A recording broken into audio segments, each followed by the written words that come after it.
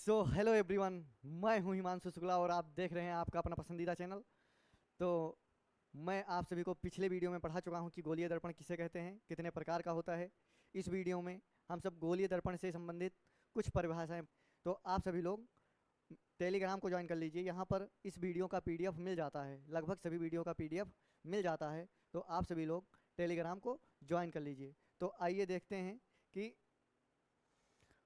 कौन कौन गोलीय दर्पण से संबंधित कुछ परिभाषाएं हैं। जैसे वक्रता केंद्र किसे कहते हैं? क्या भैया, वक्रता केंद्र किसे कहते हैं? वक्रता त्रिज्या किसे कहते हैं?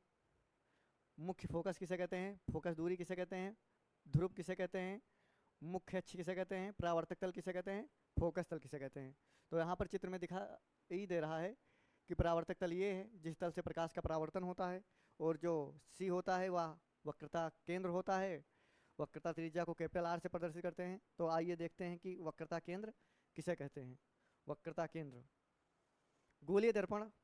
गोलीय दर्पण जिस काल्पनिक गोले का कटा हुआ भाग होता है उसके केंद्र को क्या कहते हैं? वक्रता केंद्र कहते हैं। उसके केंद्र को वक्रता केंद्र कहते हैं। अवतल दर्पण का वक्रता केंद्र परावर्तक तल, यानी जिस तल से प्रकाश का परावर्तन होता है परावर्तक के अंदर होता है, यानी परावर्तक तल के अंदर होता है। यहाँ पर तल परावर्तक तल के अंदर होता है, तथा उत्तल दर्पण का वक्रता केंद्र परावर्तक तल के दूसरी ओर होता है। उत्तल दर्पण का देखिए चित्र में दिखाई दे रहा है।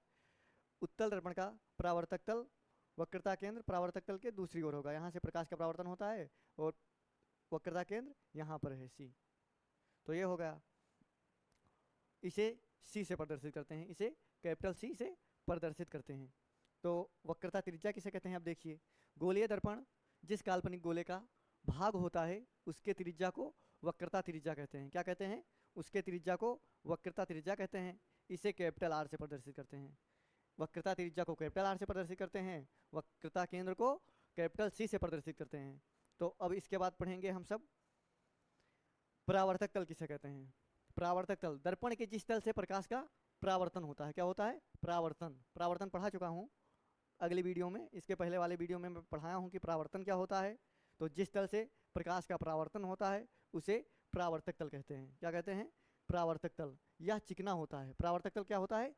चिकना होता है। चिकने तल से प्रकाश का परावर्तन होता है और पारदर्शी माध्यम में प्रकाश का अपवर्तन होता है। तो अब देखिए ध्रुव क्या होता है, यानी पोल। परावर्तक तल के मध्य बिंदु को, परावर्तक तल के मध्य बिंदु को, यानी जिस तल से प्रकाश का परावर्तन होगा उसके मध्य बिंदु को दर्पण का ध्रुव कहते हैं। क्या कहते हैं? ध्रुव। इसे कैपिटल पी से प्रदर्शित करते हैं। किससे प्रदर्शित करते हैं? कैपिटल पी से। अब देखिए मुख्य अक्ष क्या होता है। दर्पण के वक्रता केंद्र, दर्पण के वक्रता केंद्र तथा ध्रुव, ध्रुव से होकर जाने वाली रेखा को दर्पण का मुख्य अक्ष कहते हैं। क्या कहते हैं? मुख्य अक्ष। यानी यहाँ पर चित्र में देखिए कि मुख्य अक्ष कहाँ पर है। ये देखिए, दर्पण के वक्रता केंद्र और ध्रुव से होकर जाने वाली रेखा को क्या कहते हैं? मुख्य अक्ष कहते हैं। ये क्या है? मुख्य अक्ष है। तो मुख्य अक्ष कहते हैं। फिर देखते हैं क्या होता है मुख्य अक्ष के बाद। मुख्य फोकस। मुख्य फोकस किसे कहते हैं?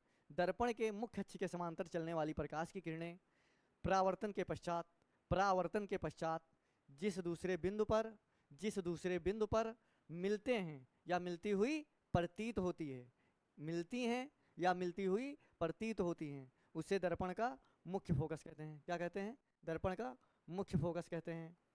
इसे कैपिटल एफ से प्रदर्शित करते हैं। किससे प्रदर्शित करेंगे? कैपिटल एफ से। फोकस दूरी क्या होता है? यानी इसे स्मॉल एफ से प्रदर्शित करते हैं। दर्पण के ध्रुव तथा मुख्य फोकस, दर्पण के ध्रुव तथा मुख्य फोकस के बीच के दूरी को फोकस दूरी कहते हैं। क्या कहते हैं? दर्पण के ध्रुव और मुख्य फोकस के बीच के दूरी को क्या कहेंगे? दर्पण का फोकस दूरी कहते हैं। इसे स्मॉल एफ से प्रदर्शित करते हैं। मुख्य फोकस को कैपिटल एफ से और फोकस दूरी को स्मॉल एफ से। तो इसके बाद देखते हैं कौन सी परिभाषा है। फोकस तल किसे कहते हैं? यानी फोकस तल किसे कहते हैं? मुख्य फोकस से होकर जाने वाले लंबवत तल को, मुख्य फोकस से होकर जाने वाली लंबवत तल को फोकस तल कहते हैं। क्या कहते हैं? फोकस तल कहते हैं। दर्पण का द्वारक क्या होता है? दर्पण के परावर्तक तल के व्यास, यानी जो दर्पण का परावर्तक तल होगा उसके व्यास को दर्पण का क्या कहेंगे, द्वारक कहेंगे। तो मैं आशा करता हूं कि आप सभी को यह वीडियो बहुत अच्छी लगी होगी। आप सभी लोग अगर वीडियो को पहली बार देख रहे हैं तो चैनल को सब्सक्राइब कर लीजिए, वीडियो को लाइक कर दीजिए और अपने दोस्तों के पास शेयर कर दीजिए। PDF पाने के लिए आप सभी लोग टेलीग्राम पर जुड़ जाइए, टेलीग्राम का लिंक डिस्क्रिप्शन में दिया है। और अगर आप टेस्ट देना चाहते हैं तो उसका भी एक टेलीग्राम पर ग्रुप है, उसमें आप सभी लोग ज्वाइन हो जाइए। धन्यवाद।